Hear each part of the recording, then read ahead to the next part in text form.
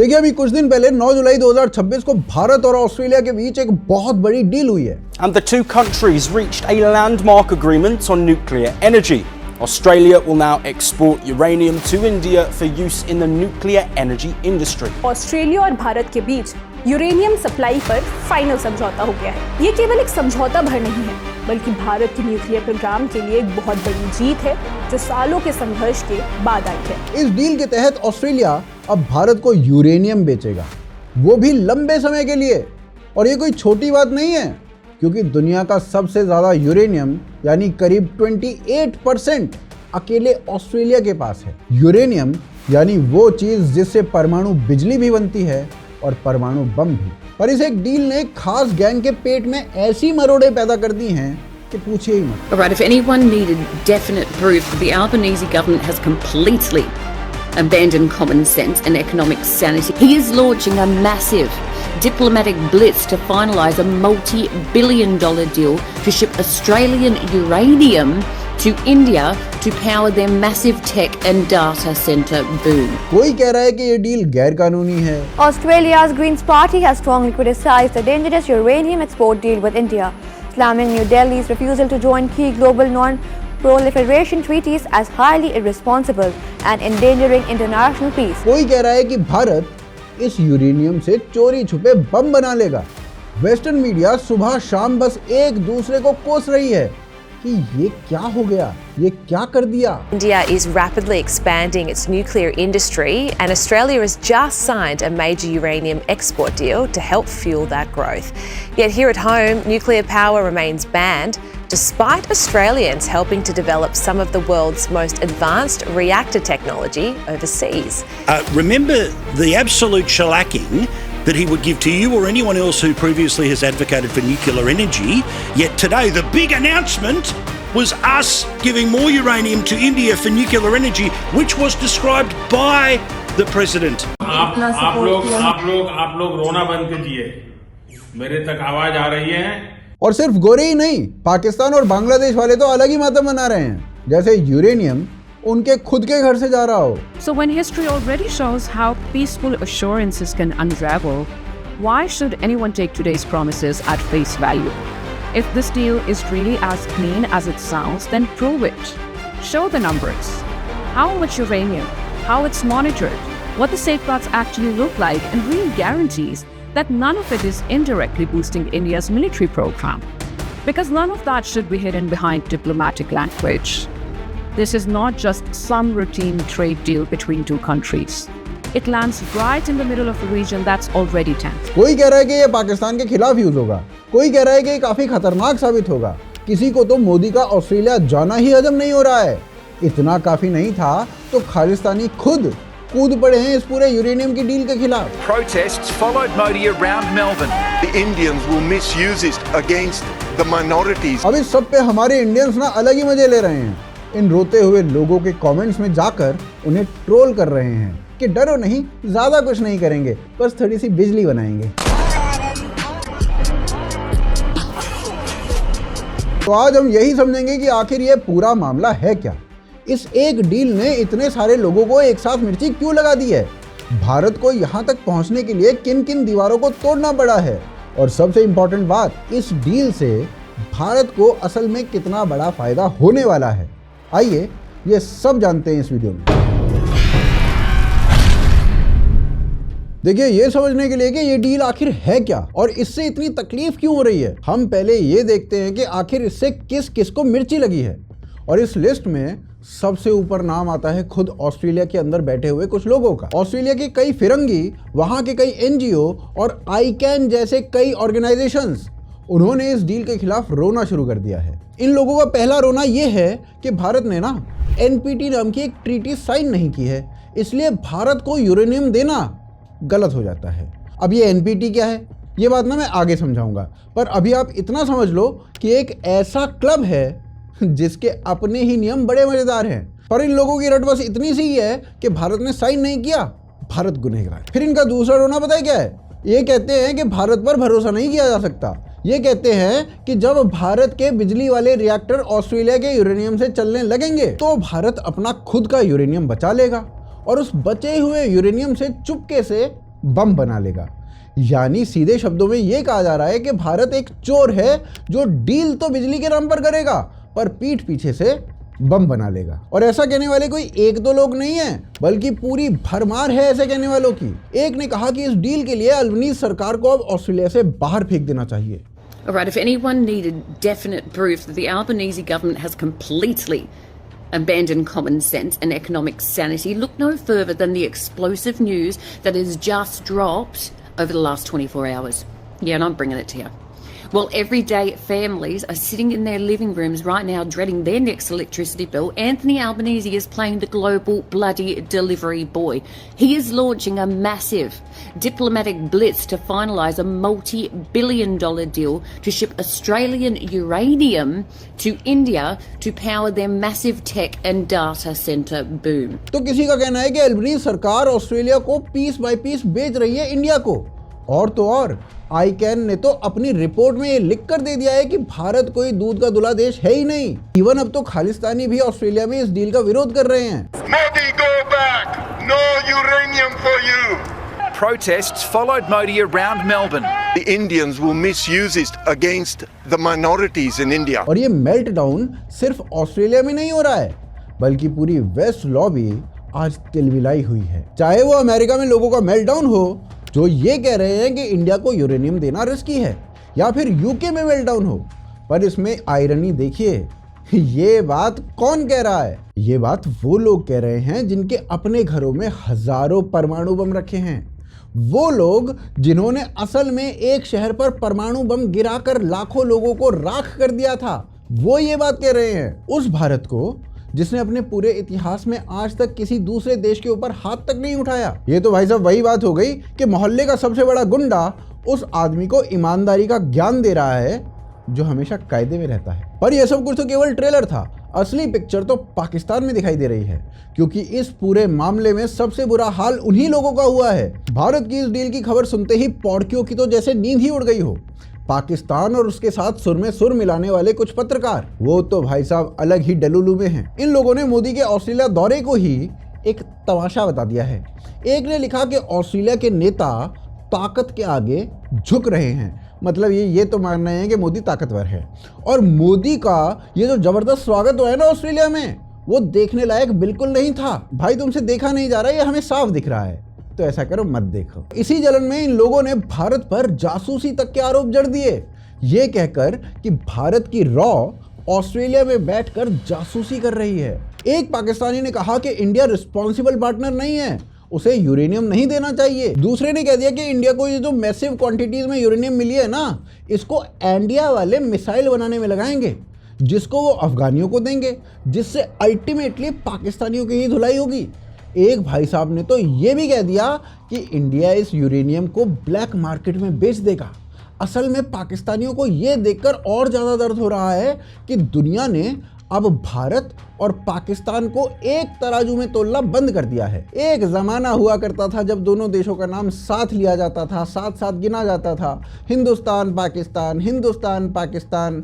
दुनिया दोनों को एक ही चश्मे से देखा करती थी। पर आज हालत यह है कि ऑस्ट्रेलिया जैसा देश भारत के साथ करोड़ों की डील कर रहा है और पाकिस्तान को कोई घास तक नहीं डाल रहा है। और ये बताए क्यों है? क्योंकि आज दुनिया में भारत की पहचान एक तेजी से बढ़ती हुई ताकत है और पाकिस्तान की पहचान एक ऐसा देश है जो कटोरा लेके IMF के दरवाजे पर खड़ा रहता है, जिसका सबसे बड़ा एक्सपोर्ट आतंकवाद है।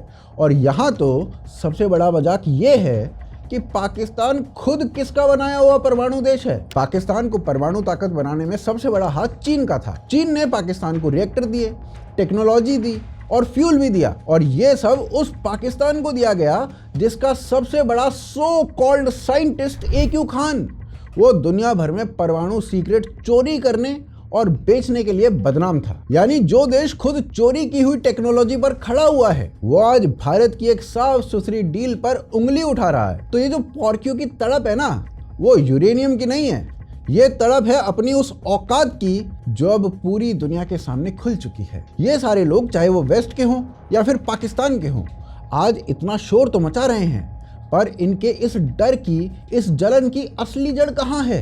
भारत को यूरेनियम देने में आखिर इतनी आनाकानी क्यों हो रही थी और भारत को यह मुकाम हासिल करने के लिए किन किन दीवारों को तोड़ना पड़ा? इन सब का जवाब अगर हमें जानना है ना, तो हमें 50 साल पीछे जाना पड़ेगा। उस दौर में जब इसी वेस्ट ने भारत को पूरी दुनिया में अलग थलग करने की प्लानिंग बना ली थी। देखिए, भारत ने परमाणु का ये रास्ता किसी की नकल करके नहीं पकड़ा था, बल्कि हमारे एक महान वैज्ञानिक थे, होमी जहांगीर भाभा। उन्होंने आज़ादी के तुरंत बाद ही ये समझ लिया था कि इस दुनिया में एक देश दो ही सूरतों में सुरक्षित रह सकता है, या तो उसके पास इतनी बिजली और इतनी तरक्की हो कि वो अपने पैरों पर खड़ा हो सके, या फिर उसके पास इतनी पावर हो कि कोई उसकी तरफ आंख उठाकर भी ना देख सके। और न्यूक्लियर ही एकमात्र वो चीज़ थी जो भारत को ये दोनों चीज़ें दे सकती थी। और इसीलिए भारत ने शुरू से ये ठान लिया था कि वो ये ताकत किसी भी सूरत में हासिल करके रहेगा। और इसी सपने की पहली बड़ी छलांग 1974 में भारत ने लगाई। 18 मई 1974 को भारत ने राजस्थान के पोखरण में अपना पहला परमाणु टेस्ट किया, जिसका नाम रखा गया स्माइलिंग बुद्धा। और इधर भारत ने एक टेस्ट किया, उधर वेस्ट की नींदें उड़ गई, क्योंकि उन्हें ये हजम ही नहीं हुआ कि एक गरीब देश जो अभी अभी गुलामी से आज़ाद हुआ है, जहां लोगों के पास खाने के लिए ठीक से अनाज नहीं है, वो परमाणु ताकत बन गया। कैसे? ये बात उनके इस घमंड पर सीधी चोट थी कि परमाणु ताकत सिर्फ बड़े और अमीर गोरे देश की बपौती है, और उन्होंने तय कर लिया कि भारत को इसकी सजा दी जाएगी। सबसे पहले अमेरिका ने भारत को मिलने वाला यूरेनियम रोक दिया। फिर कनाडा, जो भारत को रिएक्टर बनाने में मदद कर रहा था, उसने भी अपने हाथ वापस खींच लिए। इस सब का नतीजा ये हुआ कि भारत की तारापुर नाम की जो बिजली इकाई थी, जो इसी बाहरी फ्यूल से चल रही थी, वो बंद होने की कगार पर आ गई। पर वैसे यही नहीं रुका। अमेरिका ने दुनिया के बाकी बड़े बड़े देशों को इकट्ठा किया और एक नया क्लब बना लिया, जिसका नाम था न्यूक्लियर सप्लायर्स ग्रुप, यानी NSG। और ये क्लब बनाया ही इसलिए गया था ताकि भारत को यूरेनियम और परमाणु टेक्नोलॉजी मिलनी बंद हो जाए। अब जरा इस बात को समझिए, एक पूरा इंटरनेशनल क्लब केवल इसलिए खड़ा कर दिया गया ताकि एक अकेले देश को, एक गरीब देश को, यानी भारत को रोका जा सके। और इस तरह वेस्ट ने भारत के चारों तरफ एक दीवार खड़ी कर दी। भारत को परमाणु दुनिया में अछूत बना दिया गया और उस पर हथियार फैलाने का ठप्पा भी लगा दिया गया। और यहीं पर वो NPT वाली जो ट्रीटी थी ना, उसे भी समझ लो, जिसका रोना आज ये लोग रो रहे हैं। इस ट्रीटी का एक नियम था। नियम ये था कि सिर्फ वही देश असली परमाणु ताकत माने जाएंगे जिन्होंने 1967 से पहले परमाणु टेस्ट कर लिया था। जिसका मतलब पता है क्या था? केवल अमेरिका, रशिया, चीन, ब्रिटेन और फ्रांस, ये ही परमाणु ताकत माने जाएंगे, इसके अलावा कोई नहीं। और इनके अलावा जो भी परमाणु ताकत बनेगा वो गुनहगार माना जाएगा। अब ये कितना बड़ा मजाक है, आप खुद सोचिए। जिसने पहले बना लिया वो जिम्मेदार, जिसने बाद में बनाया वो खतरनाक। ये तो मतलब वही बात होगी कि जो लोग क्लब में पहले अंदर घुस के बैठ गए, वो दरवाजा बंद करके अब कह रहे हैं बस अब कोई अंदर नहीं आएगा। भारत ने इसी हिपोक्रेसी को पहचाना और इस ट्रीटी को साइन करने से साफ साफ मना कर दिया। भारत ने कहा कि हम किसी ऐसी ट्रीटी को नहीं मानेंगे जो दुनिया को दो हिस्सों में बांटती है, एक मालिक, दूसरा गुलाम। अब कोई आम देश होता तो इतनी पाबंदियों के आगे घुटने टेक देता, पर भारत ने कहा कि अगर तुम अपनी टेक्नोलॉजी नहीं दोगे तो हम अपनी खुद की टेक्नोलॉजी बना लेंगे। और यहीं से भारत के वैज्ञानिकों ने वो कर दिखाया जो आज भी दुनिया के लिए मिसाल है। जब बाहर से फ्यूल आना बंद हो गया तो भारत ने अपने घर के थोड़े से यूरेनियम और अपने पास मौजूद थोरियम, उससे काम चलाने का रास्ता निकाला। और यहाँ आप एक बात जान लीजिए, भारत के पास दुनिया का सबसे ज़्यादा थोरियम है और हमारे साइंटिस्ट सालों से इस पर काम कर रहे हैं कि आगे चलकर इसी थोरियम से अपने रिएक्टर को कैसे चला सकें। हमारे वैज्ञानिक इस पर काम कर रहे हैं कि अब किसी के आगे हाथ ना फैलाना पड़े। भारत ने अपने खुद के रिएक्टर्स बनाए, अपनी खुद की टेक्नोलॉजी तैयार की और उस दीवार में सेंध लगानी शुरू कर दी जो वेस्ट ने भारत के चारों तरफ खड़ी कर दी थी। देखो, यह आसान बिल्कुल नहीं था, इसमें सालों लग गए, बहुत पैसा लगा। बीच में जब तारापुर का फ्यूल रुका तो भारत को इधर उधर से जुगाड़ करके फ्यूल जुटाना पड़ा, पर भारत रुका नहीं। फिर आया साल 1998। इस बार भारत ने फिर पोखरण में टेस्ट किया, एक नहीं बल्कि 5 परमाणु टेस्ट एक साथ। और इस बार भारत ने कोई सफाई नहीं दी, बल्कि सीना ठोक कर यह कहा कि हाँ, अब हम एक परमाणु ताकत हैं और यहाँ ये समझना सबसे ज़रूरी है कि भारत को ये ताकत चाहिए ही क्यों थी। भारत को ये ताकत इसलिए चाहिए थी क्योंकि भारत ने अपनी आंखों से देख लिया था कि इस दुनिया का असली नियम क्या है। यहाँ कमज़ोर की कोई सुनता ही नहीं है और ताकतवर से कोई उलझता ही नहीं है। अमेरिका जब चाहे किसी भी देश में घुस जाता है और इराक को सिर्फ इस झूठ पर तबाह कर देता है कि वहाँ खतरनाक हथियार हैं, जो हथियार आज तक नहीं मिले। उसने लीबिया के गद्दाफी को समझा बुझाकर उसके परमाणु हथियार छुड़वा दिए और जैसे ही वो कमजोर पड़ा कुछ ही साल बाद उसी को मरवा दिया गया। यानी जिस देश ने अपनी ताकत छोड़ी उसे मिटा दिया गया। पर भारत के साथ आज तक कोई ऐसा करने की हिम्मत नहीं कर पाया और इसकी वजह यही है कि हम परमाणु ताकत हैं। यही वो ढाल है जिसकी वजह से पाकिस्तान 1000 बार गीदड़ भभकी तो दे देता है पर भारत से सीधी जंग छेड़ने की हिम्मत नहीं करता है। तो जब ये लोग आज कहते हैं कि भारत को ये ताकत नहीं रखनी चाहिए तो असल में ये भारत से उसकी वही ढाल छीनना चाहते हैं जो उसे सुरक्षित रखती है। और भारत इतना बेवकूफ़ नहीं है कि वो ढाल छोड़ दे। अब वेस्ट का गुस्सा 7वें आसमान पर था और उन्होंने भारत पर और सख्त पाबंदियां लगा दी। पर तब तक भारत बहुत आगे निकल चुका था। फिर अगले कुछ ही सालों में भारत इतना बड़ा बाजार और इतनी बड़ी ताकत बन गया कि उसे नज़रअंदाज करना नामुमकिन सा हो गया। और यहीं से भारत ने वो करना शुरू किया जो असल में सबसे मुश्किल था। भारत ने उस दीवार को अपनी ताकत और अपनी समझदारी से गिराना शुरू किया। साल 2005 में भारत ने अमेरिका के साथ बातचीत करनी शुरू की। अगले 3 साल तक भारत के डिप्लोमेट्स पूरी दुनिया में घूम घूम कर एक एक देश को मनाते रहे। भारत का पक्ष बहुत साफ था। भारत ने साफ साफ कहा कि हमने आज तक हर नियम का पालन किया है, हमने कभी कोई गड़बड़ी की ही नहीं है, जबकि हमारे पड़ोस में खुलेआम परमाणु हथियार का धंधा चलता रहा है। पर यह रास्ता आसान नहीं था। जब सबसे बड़ा फैसला होने का वक्त आया तो एनएसडी के अंदर ना कुछ छोटे छोटे देश, खास तौर पर ऑस्ट्रिया, आयरलैंड और न्यूजीलैंड, ये अड़ गए और भारत को छूट देने का विरोध करने लगे। पर भारत टिका रहा और आखिरकार सितंबर 2008 में वियना में एनएसजी ने भारत को वो छूट दे दी जो आज तक दुनिया के किसी दूसरे देश को नहीं मिली थी। एनपीटी पर साइन किए बिना भारत को दुनिया भर से परमाणु फ्यूल और टेक्नोलॉजी खरीदने का हक मिल गया। पर भारत ने ये जो छूट थी ये किसी के आगे झुककर नहीं ली थी।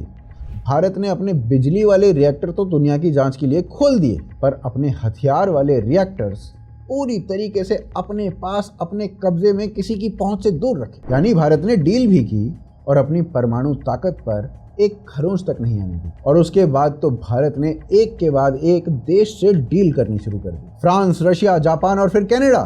पर सबसे बड़ा काम भारत ने 2025 के आखिर में किया। देखिए, भारत का जो परमाणु कानून था ना, वो बहुत पुराना और बहुत सख्त था और उसमें एक नियम तो ऐसा था जिसके कारण बाहर की बड़ी बड़ी कंपनीज भारत के साथ डील करने से कतराती रही थी। ये वो नियम था कि अगर भारत के किसी रिएक्टर में कोई हादसा होता है तो उस रिएक्टर को बेचने वाली विदेशी कंपनी पर पूरी की पूरी जिम्मेदारी आ जाएगी। इसको आप समझो, गलती किसी की भी हो, कोई भी गलती करे, पर गलती किसकी है?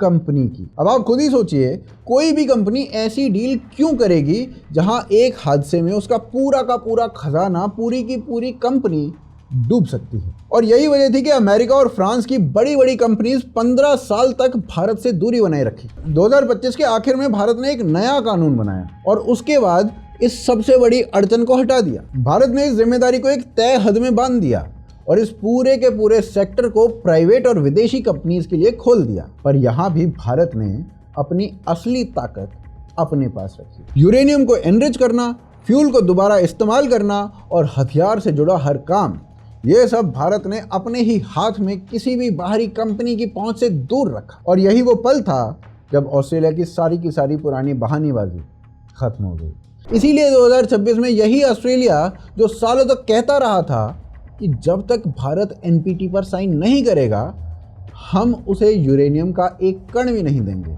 आज उसी भारत को बिना एनपीटी पे साइन कराए खुद यूरेनियम बेचने के लिए आगे आ गया है। क्योंकि आज ऑस्ट्रेलिया को इसमें साफ साफ पैसा दिखाई दे रहा है, फायदा दिखाई दे रहा है। तो अब आप खुद समझिए कि इन लोगों की मिर्ची की असली जड़ क्या है। इन्होंने भारत को रोकने के लिए 50 साल तक हर हथकंडा अपनाया, पाबंदियां लगाई, दीवारें खड़ी की, पर भारत ने एक एक करके उन सबको तोड़ दिया, वो भी बिना झुके और अपनी शर्तों पर। पर अब सबसे बड़ा सवाल ये है कि इस यूरेनियम से भारत करेगा क्या? इस एक डील से भारत को असल में कितना बड़ा फायदा होने वाला है?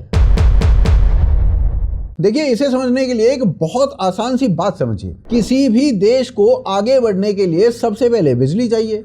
बिना बिजली के ना कारखाने चलेंगे, ना कंप्यूटर चलेंगे, ना कोई तरक्की होगी। और भारत जैसे देश की भूख तो बहुत बड़ी है, क्योंकि हम आज दुनिया की सबसे तेजी से बढ़ती हुई इकोनॉमी हैं। हमें हर साल पहले से कहीं ज़्यादा बिजली चाहिए। अब तक हम अपनी ज़्यादातर बिजली कोयले से बनाते आए हैं, जो हमारी हवा को जहरीला कर रही है। और बाकी की ज़रूरत के लिए हम तेल ना बाहर से मांगते हैं, जिस पर हमारा करोड़ों रुपया हर साल बाहर चला जाता है। इसका सबसे अच्छा हल है परमाणु बिजली, जो ना तो ज़्यादा प्रदूषण करती है और एक बार लग जाए तो सालों साल लगातार बिजली देती रहती है।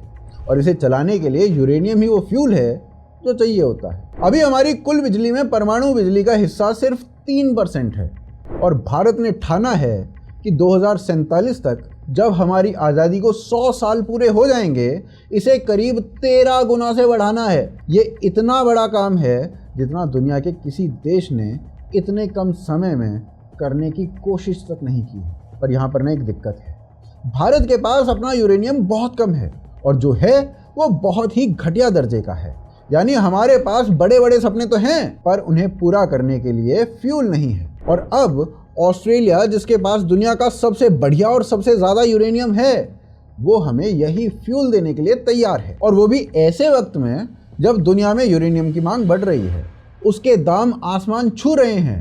यानी भारत ने जो डील की है ना, ये बिल्कुल सही समय पर पक्की कर ली है। तो अब भारत के पास रिएक्टर बनाने की काबिलियत भी है, दिमाग भी है, टारगेट भी है और फ्यूल भी है। अब आपके मन में ना एक सवाल ये आ सकता है कि क्या भारत इतने बड़े काम को सच में कर भी पाएगा? तो इसका जवाब भारत अपने ट्रैक रिकॉर्ड से देता है। आप इसरो को देखिए, यानी हमारी स्पेस एजेंसी को। भारत ने मंगलयान को सीधे मार्स पर भेज दिया, वो भी पहली ही कोशिश में। ऐसा करने वाला भारत दुनिया का पहला देश था। और सबसे बड़ी बात, ये पूरा मिशन इतने कम पैसे में हुआ जितने में तो हॉलीवुड की एक फिल्म भी नहीं बन पाती है। फिर भारत ने चंद्रयान को चांद के उस हिस्से पर उतार दिया जहां आज तक दुनिया का कोई देश नहीं पहुंच पाया है। यानी भारत की पहचान ही अब ये है, कम पैसे में सबसे बड़ा काम, सबसे अलग काम करके दिखाना। जो काम बड़े बड़े अमीर देश अरबों रुपया खर्च करके नहीं कर पाते, वही काम हमारे वैज्ञानिक बहुत कम पैसे में सिर्फ अपने दिमाग के बेसिस पर कर देते हैं। तो सोचिए, जिस देश ने बिना फ्यूल के अकेले खड़े होकर अपनी पूरी परमाणु ताकत खुद बना ली, अब उसी देश को भरपूर फ्यूल मिल जाएगा तो वो कहाँ जाएगा? आज जो लोग रो रहे हैं, चाहे वो वेस्ट का इकोसिस्टम हो या सरहद पार बैठा पॉर्की, वो कहने को तो इस यूरेनियम की डील पर रो रहे हैं, पर उनका असली दर्द यूरेनियम नहीं है। उनका असली दर्द ये है कि जिस भारत को उन्होंने 50 साल तक रोकने की कोशिश की थी, वो भारत आज उनकी हर दीवार को तोड़कर उनकी ही मेज पर बराबरी से उनकी आंखों में आंखें डालकर बैठा है। उन्होंने पाबंदियां लगाई, हमने अपनी टेक्नोलॉजी खुद बना ली। उन्होंने फ्यूल रोक लिया, हमने अपना रास्ता खुद निकाल लिया। उन्होंने दीवारें खड़ी करी, हमने एक एक करके उन्हें गिरा दिया। और यही इस पूरी कहानी का सबसे बड़ा सबक है। दुनिया सिर्फ ताकत की भाषा समझती है, और जब तक भारत कमज़ोर था, हाथ फैलाता था, तब तक इसी वेस्ट ने उसे अछूत समझकर दरवाजे के बाहर खड़ा रखा। और आज जब भारत ताकतवर है, अपने दम पर खड़ा है, तो वही वेस्ट अपने घर बुलाकर उनके साथ डील कर रहा है। बाकी आप बताइए, आपको क्या लगता है, भारत की ये जो अपने दम पर आगे बढ़ने वाली नीति है, ये कितनी सही है और कितनी नहीं? नीचे कमेंट्स में ज़रूर लिखिए। अगर ये वीडियो आपको पसंद आई है तो इसे ज़्यादा से ज़्यादा लोगों तक शेयर कीजिए। और अगर आप इस चैनल पर नए हैं तो चैनल को सब्सक्राइब करना बिल्कुल मत भूलिए। तब तक के लिए जय हिंद, जय भारत।